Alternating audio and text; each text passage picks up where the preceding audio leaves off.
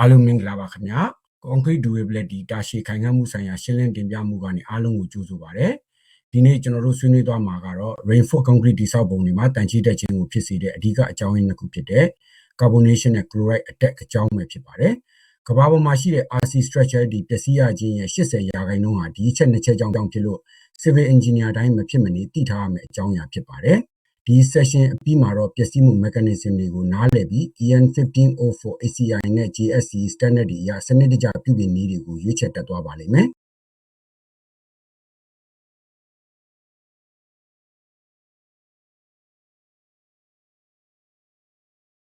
ဒီနေ့သွားမယ့် agenda အပိုင်း၈ပိုင်းကို mental map အနေနဲ့အရင်ကြည့်အောင်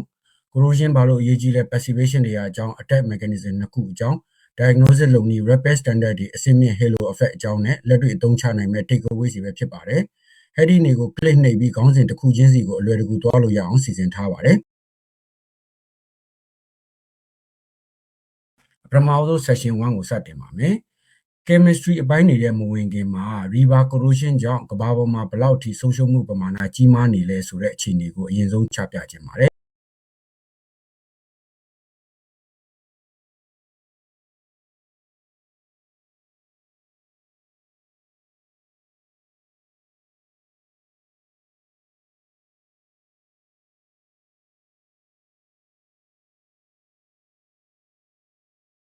BSEN 1549အရာ concrete ပျက်စီးမှုကိုအုပ်စုနှစ်စုခွဲနိုင်ပါတယ်။ concrete ကိုယ်တိုင်ပျက်စီးတာ mechanical, chemical, physical, fire နဲ့ reinforcement steel ကြောင့်ပျက်စီးတာဖြစ်ပြီး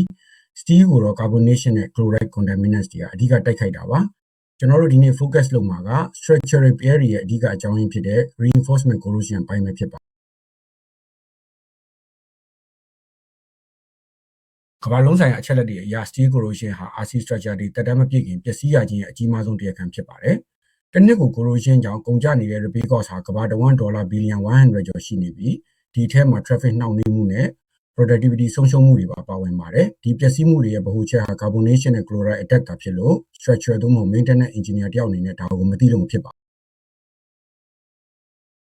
ဒီပိုက်ချက်ကိုကြည့်ရင် concrete deterioration အားလုံးရဲ့90%လောက်ဟာ steel corrosion ကြောင့်ဖြစ်နေတာကိုတွေ့ရပါလိမ့်မယ်။ကျန်တဲ့ alkali aggregate reaction က9% frost damage က4%ပဲရှိတာမို့လို့ကျွန်တော်တို့ဘယ်နေရာကို focus လုပ်ရမလဲဆိုတာကွန်းကွက်မြင်နိုင်ပါတယ်။ဒါကြောင့်ဒီ mechanism နှစ်ခုကို diagnosis နဲ့ mitigation လုပ်နိုင်ရင်အပြင်က practice တွေကပြဿနာအများစုကိုဖြေရှင်းနိုင်မှာဖြစ်ပါတယ်။ဒါကတော့ American စစ် engineer တပ်ဖွဲ့ US Army Corps of Engineers ရဲ့ REMR CS2 report ကအချက်လက်တွေဖြစ်ပါတယ်။ကမ္ဘာမှာ concrete inventory အများဆုံးရှိတဲ့အဖွဲ့ရဲ့စစ်တမ်းအရပြုပြင်ထားတဲ့ repair လုပ်ငန်းတွေရဲ့90%ကျော်လောက်ပဲကျင်းတဲ့လောက်တဲ့ performance ရှိပြီးကျန်တာတွေကတော့ fail ဖြစ်ခဲ့ပါတယ်။အဓိက fail ဖြစ်ရတဲ့အကြောင်းရင်း၃ချက်ကတော့ maintenance cost ကိုမှားယွင်းစွာ calculation error, substrate နဲ့မကိုက်ညီတဲ့ material issue နဲ့တိစောက်မှုညံ့ဖျင်းတဲ့ installation error တို့ဖြစ်ပါတယ်။ဒါကြောင့် diagnosis မှန်ဖို့က mechanism ကိုနားလည်ဖို့ထက်မနည်းဖို့အရေးကြီးပါတယ်။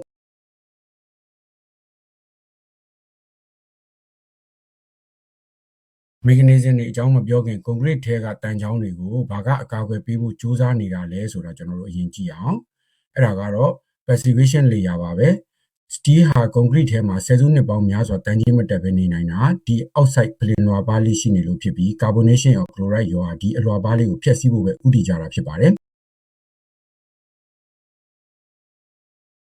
passivation layer ဆိုတော့ fresh concrete ရဲ့ alkali မြင့်မားတဲ့ပတ်ဝန်းကျင်အတွင်းမှာတဘာဝအလျောက်ဖြစ်တည်လာတဲ့ microscopic ဖြစ်တဲ့ iron oxide ဖလင်လွှာလေး gamma Fe2O3 ဖြစ်ပါတယ်။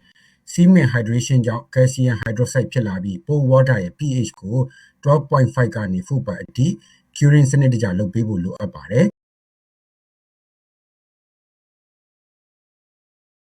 ဒီအလွှာပါးလေးကနီလန်3ချက်နဲ့အကာအကွယ်ပေးပါတယ်ပထမအချက်က5 nanometer ကနေ20 nanometer လောက်ပဲရှိပေမဲ့ရေနဲ့ dissolve ions တွေ reverse မရောက်အောင် physical barrier အဖြစ်ကာကွယ်ပေးတယ်ဒုတိယအချက်က pH 11.5 အထက်မှာ thermodynamically stable ဖြစ်လို့ steel dissolution rate ဟာ3နီးပါးဖြစ်သွားတယ်တတိယအချက်ကအနည်းငယ်ပျက်စီးသွားရင်တော့ပတ်ဝန်းကျင်က alkaline solution ကြောင့် self healing ပြန်ဖြစ်နိုင်လို့ epoxy coating တွေထက်အားသာပါတယ်ဒါကြောင့်တန်ကြေးတက်နှုန်းဟာတစ်နှစ်ကို 0.1 micrometer အောက်ပဲရှိပြီး structure တွေတက်တန်းနှစ်90ကနေ100ကျော်အထိခံနိုင်တာဖြစ်ပါတယ် passivation layer ဖြစ်ပေါ်လာဖို့အဆင့်5ဆင့်ကတော့step 1 fresh concrete ကို steel ပတ်လည်မှာလောင်းလိုက်ခြင်း bare metal အဆင့် step 2 hydration ကြောင့် gallium hydroxide ထွက်လာပြီး pH ဟာ 12.5 ကနေ 13.5 ထိမြင့်တက်လာခြင်း step 3 high pH ကြောင့် ion oxidation ဖြစ်ပြီး ferrous hydroxide စဖြစ်ခြင်း step 4 ferrous hydroxide ကနေတိတ်ပြီးတဲ့ gamma Fe2O3 ကနေ20 nanometer ဖြစ်ပြောင်းလဲသွားခြင်း step 5 နှစ်ပတ်ကနေ4ပတ်တွင် chemistry တည်ငြိမ်သွားပြီး full protective capacity ရရှိသွားခြင်းဖြစ်ပါတယ်ဒါဆိုဒီကာကွယ်လွှာဘာလို့ပျက်စီးရတာလဲအဓိကအကြောင်းရင်း3ချက်ရှိပါတယ်တို့ carbonation carbon dioxide ကြောင့် alkalinity ကျဆင်းပြီး pH 9အောက်ရောက်တဲ့အခါ oxide film ပျက်စီးသွားပါတယ်နှစ် chloride attack chloride ions တွေဟာ high pH မှာတင်ကာကွယ်လွှာကိုနေရာကွက်ကြားဖျက်ဆီးနိုင်ပြီး critical chloride to hydroxy ratio 0.6 အထက်သို့မဟုတ်စီမံလေးချိန်ရဲ့ 0.2% ကနေ 0.4% မှာစတင်ပျက်စီးပါတယ်3 poor concrete quality high water to cement ratio မလုံလောက်တဲ့ cover depth ညံဖြစ်တဲ့ compaction နဲ့ inadequate curing တို့ကြောင့် aggressive agents တွေမြန်မြန်ဆန်ဆန်ဝင်ရောက်လာနိုင်ခြင်းတို့ဖြစ်ကြပါတယ်။ carbon dioxide နဲ့ chloride ကတန်ချိတက်အောင်ဘယ်လိုတိုက်ခိုက်တယ်လဲဆိုတာနောက်တစ်ပိုင်းမှာဆက်လက်ဆွေးနွေးသွားမှာဖြစ်ပါတယ်။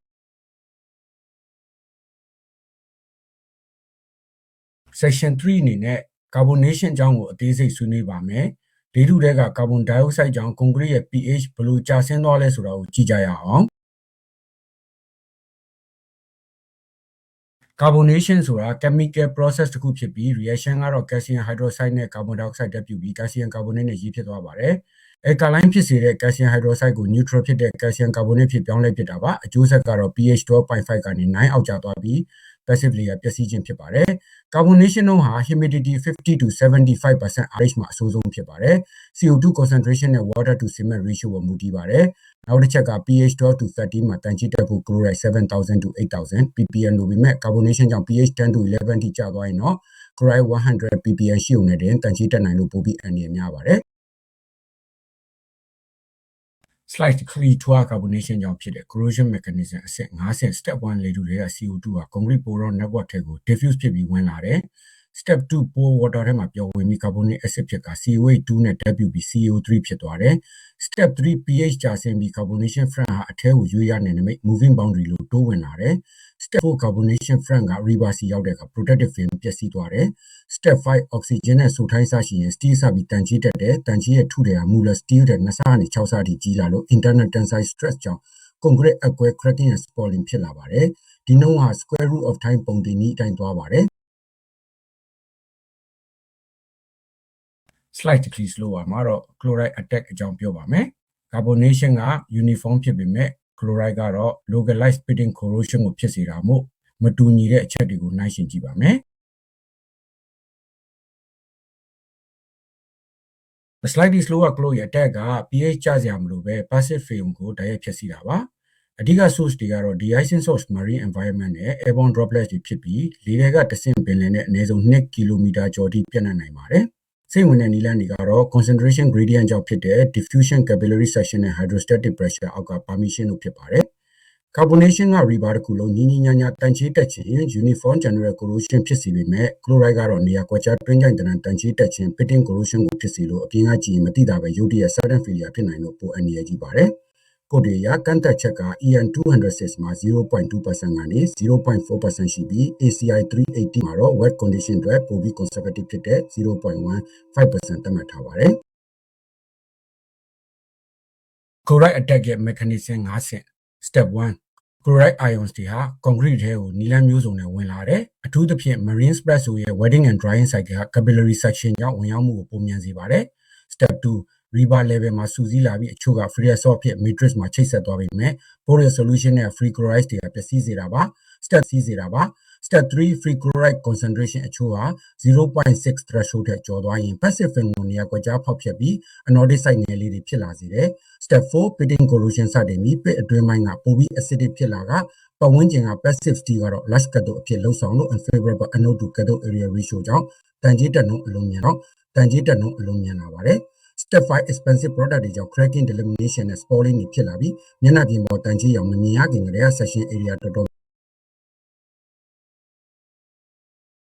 section 5ကတော့လက်တွေ့နယ်ပယ်အတွက်အရေးကြီးဆုံးအပိုင်းဖြစ်တဲ့ site ပေါ်မှာဒီ mechanism နှစ်ခုကိုဘယ်လိုခွဲခြားမလဲ diagnosis ဆိုတဲ့အပိုင်းဖြစ်ပါတယ်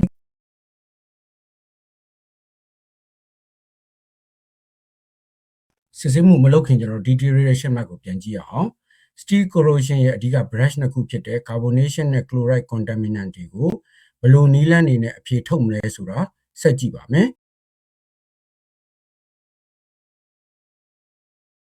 ဒီ comparison table ကတော့အဓိကကွဲပြားချက်တွေဖြစ်ပါတယ် corrosion type carbonation က uniform ဖြစ်ပြီးခန့်မှန်းရလွယ်တယ် chloride က localized pitting ဖြစ်ပြီးခန့်မှန်းရခက်ကအန္တရာယ်များတယ် pH effect carbonation က pH အမြဲကျတယ် chloride ကတော့ high pH 12ကျော်မှာတင်တိုက်ရိုက်ဖြစ်စီနိုင်တယ် visual sign carbonation က rebar layout တိုင်း uniform cracking ဖြစ်ပြီး white efflorescence ထုံးပွင့်ခြင်းတွေ့ရတတ်တယ် chloride ကတော့ intense rust staining တန်ချေအောင်ကွက်များ pop outs နဲ့တီးခြား deep spalling တွေတွေ့ရတတ်ပါတယ် severity carbonation ကနှေးတယ် chloride ကပုံမြန်ပြီး sudden structural failure risk မြင့်ပါတယ်လက်တွေ့မှာတော့ဒီနှစ်ခုလုံးတွဲဖြစ်တယ်လို့ diagnosis လုပ်ရတာပိုရှုပ်ထွေးတတ်ပါတယ်ဒီလက်တင်data နဲ့ visual inspection ဟာပထမဆုံးခံစစ်တမ်းဖြစ်ပါတယ် carbonation တန်တဲ့ရင် rebar layout တိုင်းညီညာတဲ့ pattern cracking တွေနဲ့ surface ပေါ်မှာ calcium carbonate crystal တွေကြောင့်ဖြစ်တဲ့ white efflorescence တွေကိုတွေ့ရပါမယ် spalling ကတော့ကျယ်ပြီး shallow ဖြစ်တတ်ပါတယ် chloride မှာတော့ လိမ္မော်ညိုရောင် streaks တွေစီးကျနေတဲ့ intense localized rust staining ကိုတွေ့ရမှာဖြစ်ပြီး spalling ကကွက်ကွက်လေးနဲ့ neck က rebar အချင်းတွေတင်းငယ်သွားတာကိုမြင်ရပါမယ် hammer tapping တူနဲ့ခောက်ကြည့်တဲ့အခါ hollow sound ထွက်ရင် concrete cover နဲ့ substrate ကွာနေပြီး delamination လို့သိနိုင်ပါတယ်ဒါပေမဲ့မျက်စိနဲ့မြင်ရတဲ့အချိန်မှာအထက်ကတော်တော်ပျက်စီးနေပြီဖြစ်လို့ lab နဲ့ entity test တွေတွဲလုပ်ရပါဓာတ်ခွဲခန့်တဲ့ field test နည်းလမ်းတွေအနေနဲ့ carbonation အတွက် core လို့ခေါ်တဲ့လွန်တူးယူပြီးနမူနာတော့မျက်နှာပြင်ပေါ်ကို 1% phenolphthalein indicator ဖြန်းတဲ့ test ကအလွန်ရိုးရှင်းပြီးထိရောက်ပါတယ် pH 9 အထက်ရှိတဲ့ alkaline zone ကပန်းရောင်ပြောင်းပြီး carbonated ဖြစ်သွားတဲ့အရောင်မဲ့ zone ရဲ့အနက်ကိုတိုင်းတာရုံပါပဲ TGA thermogravimetric analysis နဲ့လည်း calcium carbonate ပမာဏကိုတိကျစွာတိုင်းနိုင်ပါတယ် chloride အတွက် silver nitrate spray ဖြန်းရင် free chloride နဲ့ဓာတ်ပြုပြီးအဖြူရောင် silver chloride precipitate ထွက်လာပါတယ် carbonation ကြောင့် false positive မဖြစ်အောင် sodium hydroxide solution နဲ့အရင် pre-treat လုပ်သင့်ပါတယ်တိကျဖို့အတွက်တော့ 10 mm C incremental depth light powder sample ယူပြီး ASTM C 1152 အရ chloride profiling titration method လုပ်တာက gold standard ပါပဲ NDT test ASTM C 876 အရ half cell potential mapping လုပ်ပြီး rebar ရဲ့လျှက်စစ်ပို့ potential difference ကိုတိုင်းတာနိုင်က -350 mV တက်ပို့ပြီး negative ဖြစ်နေရင် active corrosion ဖြစ်နေဖို့ 90% သေချာနေပါပြီ Section 6 အနေနဲ့နိုင်ငံတကာ repair standard တွေဖြစ်တဲ့ EN 1504 ACI နဲ့ JSE framework တွေအပေါ်အခြေခံပြီး diagnosis ကနေတကယ် action ဖြစ်ဘယ်လိုပြောင်းလဲပြုပြင်မလဲဆိုတာဆွေးနွေးပါမယ် European standard EN 1504 ဟာအပြည့်စုံဆုံး framework ဖြစ်ပြီး part 9 မှာ principle 7 ချက်ရှိပါတယ်အဲ့ဒီထက်က corrosion နဲ့ဆိုင်တဲ့အဓိက၄ချက်ကတော့ principle 7 preserving or restoring passivity carbonation အတွက်အဓိကသုံးပြီး alkaline repair mortar နဲ့အစားထိုးတာ cover တိုးတာသို့မဟုတ် electrochemical realkalization လို့ခေါ်တဲ့ပြင်အနုနဲ့ rebar အကြား DC current ပေးပြီး alkaline solution ကိုစိတ်ဝင်စေခြင်းတို့ပါဝင်ပါတယ် Principle 8 increasing resistivity coating သို့မဟုတ် hydrophobic impregnation သုံးပြီး concrete ရဲ့ moisture ကိုလျှော့ချကလျှက်စစ်စီးဆင်းမှုခုခံအား electrical resistivity မြင့်တင်ပြီး corrosion ကိုနှေးကွေးစေတာဖြစ်ပါတယ် Principle 10 cathodic protection chloride contamination များပြီး concrete အကုန်မဖယ်နိုင်တဲ့နေရာတွေအတွက်အထူးရောက်ဆုံးဖြစ်ပါတယ် ICCP impress current cathodic protection သို့မဟုတ် zinc သုံးတဲ့ sacrificial anode စနစ်တွေပါဝင်ပါတယ်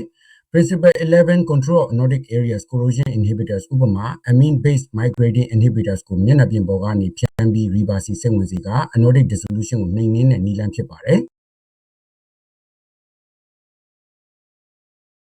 American Concrete Institute ACI ရဲ့လမ်းညွှန်ချက်တွေအနေနဲ့ ACI 562ဟာ RC repair အတွက်တည်တံ့ထုတ်ထားတဲ့ပထမဆုံးကုတ်ဖြစ်ပြီး assessment ကနေ quality assurance အထိအကုန်ပါဝင်ပါတယ် ACI 318ကတော့ design ကုတ်ဖြစ်ပြီး maximum allowable chloride limit ကို pre-stretch အတွက် 0.06% နဲ့ reinforced အတွက် 0.15% by weight of cement သတ်မှတ်ထားသလို exposure အလိုက် minimum cover တွေကိုသတ်မှတ်ပေးထားပါတယ် ACI 222R ကတော့ corrosion protection ဆိုင်ရာအသေးစိတ် guide ဖြစ်ပါတယ် ACI ရဲ့အခြေခံမူကတော့လက္ခဏာကိုပဲမပြင်ဘဲ root cause ကိုရှင်းဖို့ဖြစ်ပြီး parent concrete နဲ့ modulus of elasticity တူညီမဲ့ mortar နဲ့ patch repair လုပ်ဖို့လမ်းညွှန်ပါတယ်ဒါပေမဲ့ပတ်ဝန်းကျင်ကကလိုရိုက်ကိုမရှင်းမဲ့ကွက်ဖာလိုက်ရင်ဖြစ်လာမယ် halo effect တို့မို့ rain anode effect ကိုအထူးသတိပြုဖို့ဖော်ပြထားပါတယ် Japan Society of Civil Engineers JSC ကတော့ထူးထူးခြားခြား performance based maintenance ကိုသွားတာဖြစ်ပြီး 2001 ကတည်းက dedicated specification ထုတ်ခဲ့ကနောက်ဆုံး version ကို 2023 မှာ update လုပ်ထားပါတယ် GSCE မှာထူးခြားတာကအဆောက်အဦတွေဆောက်ပြီးတာနဲ့ aspect condition ကိုမှတ်တမ်းတင်တဲ့ birth certificate initial inspection လုပ်ခိုင်းပြီးသတ်မှတ်သက်တမ်းအလိုက် periodic inspection တွေနဲ့နှိုင်းယှဉ်စောင့်ကြည့်တာဖြစ်ပါတယ်ပြုပြင်ရေးနည်းလမ်းတွေမှာ surface protection polymer modified mortar patch repair realkalization electrochemical chloride extraction cathodic protection နဲ့ structural strengthening FRP တို့မှ steel plate bonding စတာတွေအကုန်လုံးကိုချုံငုံလမ်းညွှန်ထားပြီး2020မှာ electrochemical corrosion control လမ်းညွှန်ချက်ကိုပါတည်တံ့ထုတ်ခဲ့ပါတယ်ဂျပန်ရဲ့အတွေ့အခေါ်ကတော့ maintenance ကို design stage ကလေးကစဉ်းစားဖို့ဖြစ်ပါတယ်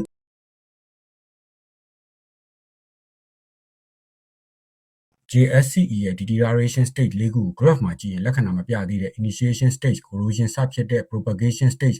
cracking နဲ့ spalling မြင့်တက်လာတဲ့ acceleration stage နဲ့ severe section loss ဖြစ်နေတဲ့ deterioration stage ဆိုပြီးတွေ့ရပါမယ်။ဝင်ရောက်ပြုပြင်မှုကုန်ကျစရိတ်အသက်သာဆုံးနဲ့အထီးရောက်ဆုံးအချိန်ကအစောပိုင်း cap ရဲ့အပြားပိုင်းမှာဖြစ်လို့ monitoring ကအလုံးအရေးကြီးတာဖြစ်ပါတယ်။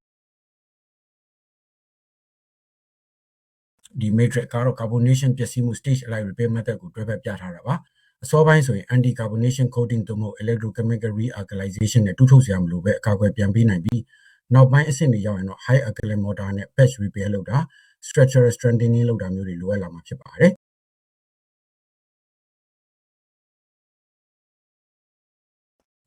ဒါကတော့ chloride အတွက်ပျက်စီးမှုလိုက်ပြုပြင်နည်း matrix ဖြစ်ပါတယ်အစောပိုင်းဆိုရင် electrochemical desalination နဲ့ chloride တွေကိုဆွဲထုတ်တာသို့မဟုတ် ICCP နဲ့ corrosion ကိုရပ်တန့်တာမျိုးလုပ်နိုင်ပါတယ်တတိပေးချင်တာကတော့ပတ်ဝန်းကျင်က chloride တွေကိုမရှင်းမဲကွက်ဖာလိုက်ရင် incipient anode effect ကြောင့်ဘေးတွေမှာထပ်ပျက်စီးလာမှာဖြစ်ပြီးဒါကို section 7မှာအကျယ်ဆွေးနွေးပါမယ်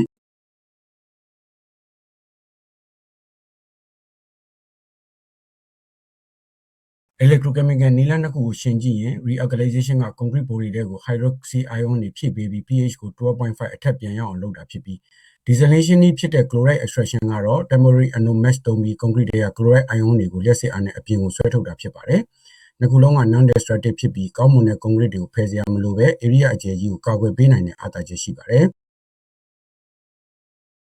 philosophy 3ခုကိုနှိုင်းယှဉ်ရင် EM1504 က electrochemical principles တွေအပေါ်အခြေခံပြီးစနစ်တကျခွဲခြားတယ် JSCE ကပျက်စီးမှု state ပေါ်မူတည်ပြီး performance based စဉ်းစားတယ် ACI ကတော့ threshold limits တွေနဲ့ dense concrete ဖြစ်ဖို့ကာကွယ်ရေးကိုဦးစားပေးပါတယ်ဒါပေမဲ့3ခုလုံးရဲ့တူညီတဲ့ပန်းနိုင်ကတော့ diagnose first ဖြစ်ပြီးအကြောင်းရင်းနဲ့ဆိုးရွားမှုအလိုက်တင့်တော်တဲ့နည်းလမ်းကိုရွေးချယ်ဖို့ပဲဖြစ်ပါတယ်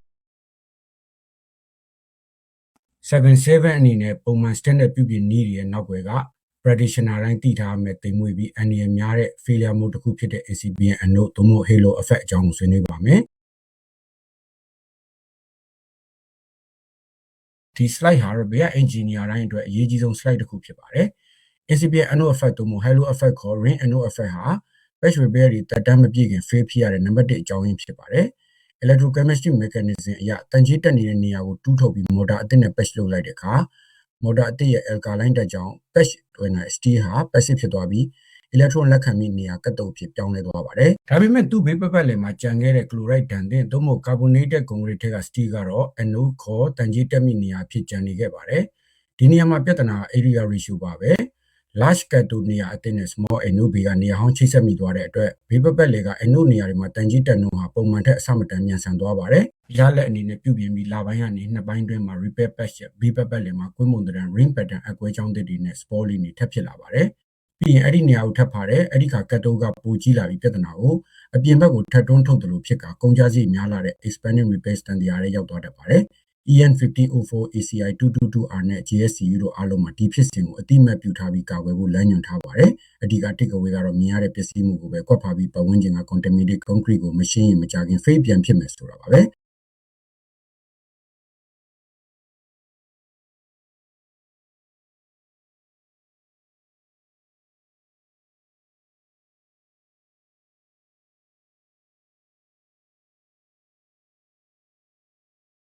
Halo effect ကိုကာကွယ်လျှော့ချနိုင်မဲ့လက်တွေ့ကြတဲ့ Mark ဗျူဟာ6ချက်ကတော့ strategy 1 extending the repair zone default အနေနဲ့အမြဲသုံးရပါမယ်မျက်စိနဲ့မြင်ရတဲ့ပျက်စီးမှုအနားမှာတင် concrete အဟောင်းဖယ်ထုတ်တာမရပ်ပါနဲ့ chloride testing လုပ်လို့ threshold အောက်ရောက်တဲ့အထိဖယ်ထုတ်ရပါမယ်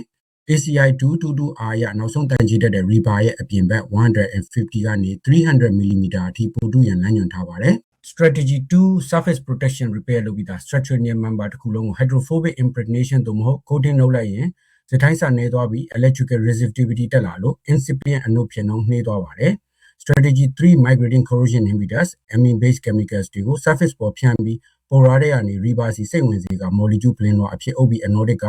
cathodic reaction ကိုပါတားဆီးတာဖြစ်ပါတယ် strategy 4 embedded sacrificial anodes အလွန်ခက်စားပြီး maintenance free ဖြစ်ပါတယ် mortar မပိတ်ခင် rebar မှာ zinc anode တုံးလေးတွေကြီးပေးခဲ့တာဖြစ်ပြီး zinc ကအနစ်နာခံအရင်တန်ချိတက်ပြီးမှဖြစ်လို့ steel ကို10နှစ်မှ20ကျော်အထိကာကွယ်ပေးထားမှာဖြစ်ပါတယ် strategy 5 cathodic protection ICCB သို့မဟုတ် sacrificial anode စနစ်ကို member တစ်ခုလုံးမှာသုံးတာဖြစ်ပြီး electrochemical driving force ကိုအမြင့်ပြတ်ဖြတ်တောက်ပစ်တာမို့ chloride အရန်များတဲ့နေရာတွေအတွက်အကောင်းဆုံးဖြစ်ပါတယ် strategy 6 electrochemical chloride extraction repair မလုပ်ခင်လျှက်စစ်တပ်အား1500ကနေ2000 ampere hours per second square meter ပေးပြီး chloride တွေကိုအမြင့်ပြတ်ကြိုတင်ဆွဲထုတ်တဲ့အဆင့်မြင့်အထူးပြုနည်းလမ်းဖြစ်ပါတယ်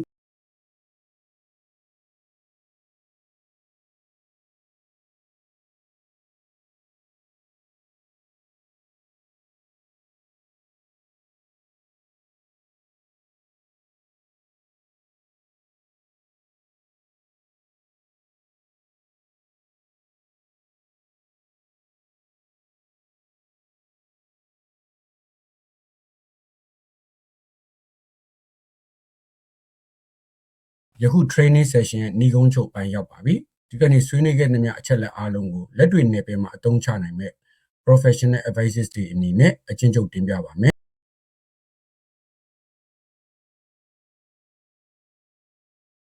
ဒီနေ့ session အဓိက professional takeaways တွေကတော့ one talk diagnose before you prescribe ဘာကြောင့်ယောဂဖြစ်တာလဲမသိပဲဆရာဝန်တွေဆေးမတိုက်တယ်လို့ဘာကြောင့်ပြတ်တာလဲမသိပဲရမ်းမပြင်းပါနဲ့ carbonation လား chloride လား combined attack လားဆိုတာအရင်ဆုံးသေချာ test လုပ်ပါ 2 use EN 1500429S framework diagnosis ကနေ repair selection အထိ systematic ဖြစ်တဲ့ decision tree အဖြစ်ဒီ standard ကိုသုံးပါ3 never forget post repair protection patch ဖာပြီးရင် surface protection မလုပ်ပဲထားခဲ့ခြင်းဟာ recontamination ဖြစ်ပြီး fail ဖြစ်ရတဲ့အဓိကအကြောင်းရင်းဖြစ်ပါတယ်4 consider electromechanical method chloride extraction နဲ့ realkalization တွေဟာ concrete အကောင်းတွေကိုဖျက်ဆီးရမလို့ပဲကာကွယ်နိုင်တဲ့အစွမ်းထက်နည်းလမ်းတွေဖြစ်ပါတယ်5 design for durability from the start concrete cover တိုးတာ WSC ratio လျှော့တာအပြင် GGBS fly ash silica fume စတဲ့ SCM တွေသုံးခြင်းက carbonation နဲ့ chloride ဓာတ်ကိုအစကတည်းကတိတိတတ်တာခံနိုင်ရည်ရှိစေပါတယ်6 adopt a life cycle monitoring approach ပျက်စီးတဲ့အထိထိုင်မဆောင်ပါနဲ့chloride profiling နဲ့ half cell mapping တွေကိုပုံမှန်စစ်ဆေးတဲ့အစီအစဉ်တွေလုပ်ထားခြင်းကအစောပိုင်း intervention အတွက်ကုန်ကျစရိတ်အသက်သာဆုံးဖြစ်စေပါလိမ့်မယ်ဒီနေ့ဆွေးနွေးသွားတာတွေအားလုံးရဲ့ချင်းမြင့်ခိုင်လုံတဲ့အကူက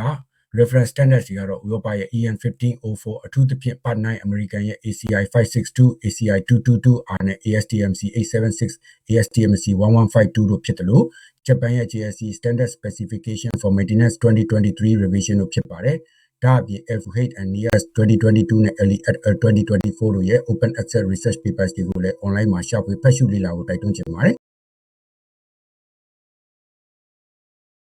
ဒီနေ့ session မှာအစားအဆုံးစိတ်ဝင်စားနားထောင်ပြီးခဲ့ကြတဲ့အတွက်အားလုံးကိုကျေးဇူးတင်ပါတယ်အဓိကမှတ်သားသွားမယ့်တော့ချက်ကတော့ carbonation နဲ့ chloride mechanism တွေကိုတိကျမှန်ကန်စွာသိရှိနားလည်ခြင်းဟာကျွန်တော်တို့ရဲ့ concrete infrastructure တွေကိုရည်ရှိတည်တံ့အောင်ကာကွယ်ပေးနိုင်မယ့်အခြေခံအုတ်မြစ်ပဲဖြစ်ပါတယ်ရောဂါလက္ခဏာတက်တက်ကိုဝယ်မပြင်းပါနဲ့အမြင့်တွယ်နေတဲ့ root cause ကိုကုစားပါအခုကစပြီးမေးခွန်းတွေရှိရင် comment တွေမှာမေးမြန်းဆွေးနွေးနိုင်ပါပြီ combined exposure တွေအကြောင်း cost benefit analysis အကြောင်းဒါမှမဟုတ် feed testing အခက်အခဲတွေကိုမေးမြန်းနိုင်တယ်လို့နောက်တဲ့ professional development အတွက်ပေးထားတဲ့ references တွေကိုလည်းဆက်လက်လေ့လာကြဖို့တိုက်တွန်းချင်ပါတယ်